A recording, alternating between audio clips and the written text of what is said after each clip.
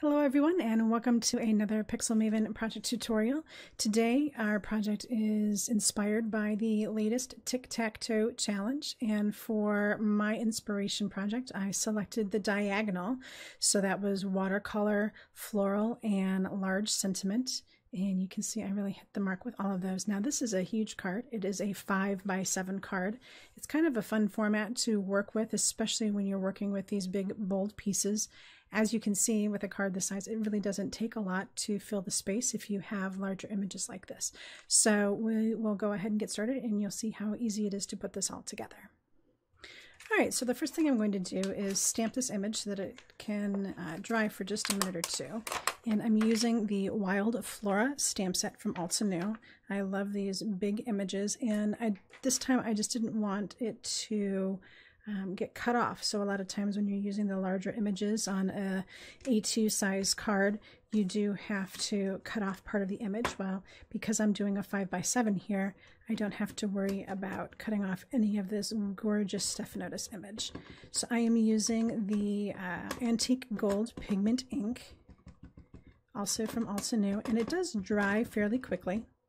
And this is going on to a piece of hot press watercolor paper, so it's a very smooth paper to work with, and that's really why I chose it, not because I'm going to be using a lot of water, but because I wanted to have a nice smooth image. All right, so you can see this gorgeous flower on here, and the gold kind of gives it that botanical print kind of look, which I think is really, really pretty. So I'm going to set this aside for a moment, and then we will do some background blending to get that part of the panel ready to go. All right, so I just wanted to show you that my card base is all ready to go. So this is a piece of 110-pound white cardstock, and I have it cut down to 10x7 and scored at 5, so that way I'll have my full 5x7 piece here. And this is a piece of rouge cardstock, also from altenew, and it happens to match up with this pink grapefruit Versa Magic ink from Sukaneko. So this is what I'm going to be using for my blend in the background. Now I could have used an altenew color, but I really kind of like the look of this rouge. And you can see it's just a beautiful peachy kind of color. So I'm just going to get a big swirl of peach in here. And that's really going to match that background piece.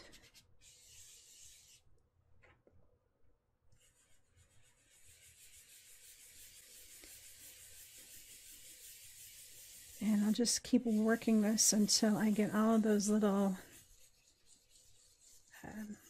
swirls out of there. It will work itself in. Because it's a pigment ink, it's not drying fast. So it's going to end up with a nice blend once it's dry and once I have all the ink moved around the way I want to. All right, so that's actually pretty good. Have a nice fade around the edges, and I know that it's going to fit that stamp pretty well. So I will let this be. It's going to dry a little bit, so it'll dry just a hair softer than what it already is. And while I have this panel out, I'm going to go ahead and do some spatter as well, and I'll be using the Frost White All-Purpose ink from Sukaneko as well. And I chose to use this because it is a little bit thicker and it will lay more on top. If I use like a picket fence or something like a distress ink, it will blend in and you won't really see the white as much as you might like. So another option is to use like a gouache, a white gouache, to get you that look that you're looking for. And then I can always get a little bit heavier here to get some bigger spots. That's pretty good. So those are going to dry kind of dimensional, which will be kind of nice. You can see that one right there. And that will add a little extra texture to the design as well. So now I can set this aside and we can go back and work on some watercoloring.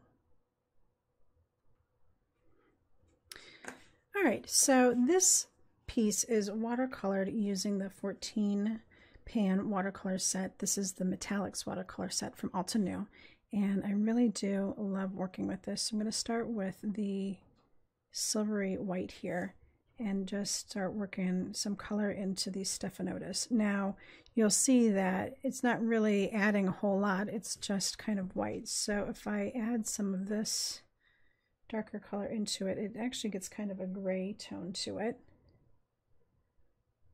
So it just kind of gives you more of that shadowy effect that you might be looking for instead of going for the straight up white look.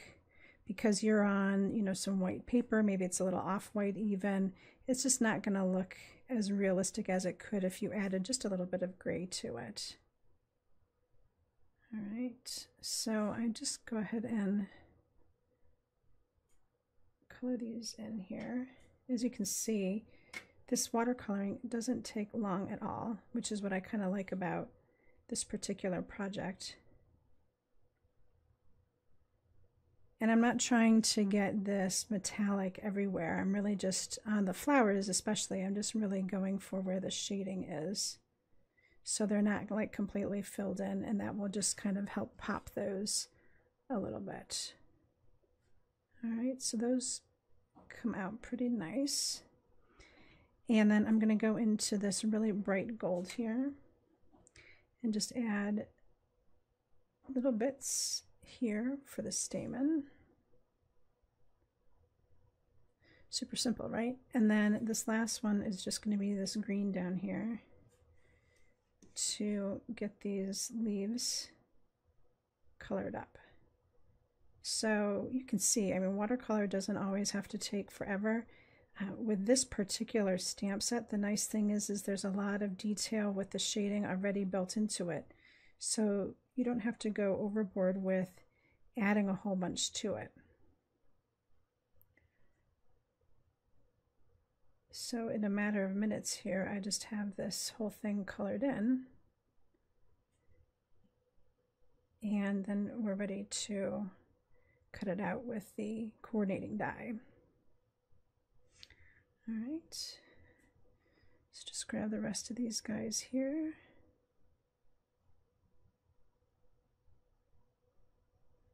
And the cool thing is, so not only are these now colored, they have some shimmer to them as well.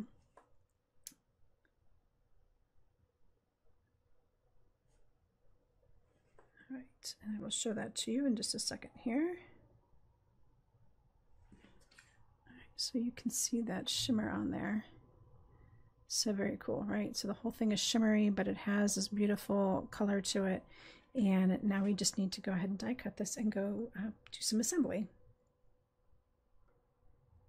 All right, so can you believe it? It's already time to assemble everything. And I've got my background panel here, and that is all dry. And I love this spatter on there. You can feel the texture, and it just really pops on there. And it has a metallic to it, so it kind of mirrors what we have going on with the flower. And then I have this love done up in this beautiful rose-colored foil from Tonic. And I do have adhesive sheet on the back here, so that way it will stick and I don't have to worry about adding a whole bunch of adhesive and getting this all gunky. So I'm actually going to start by, we'll get this adhered first, and then we're going to put these two pieces together, and you'll see how they kind of intertwine. And I really like that I decided not to put another sentiment on here besides the love. So it really makes this card super versatile. Because it's a larger card, I would consider this appropriate for like a wedding card. This would be really, really great. If you are going to a wedding this spring or summer, it would be perfect. The stephanotis is a very popular flower for bouquets and boutonnieres and such, so it really is screaming bridal. Okay, so I've got that on there.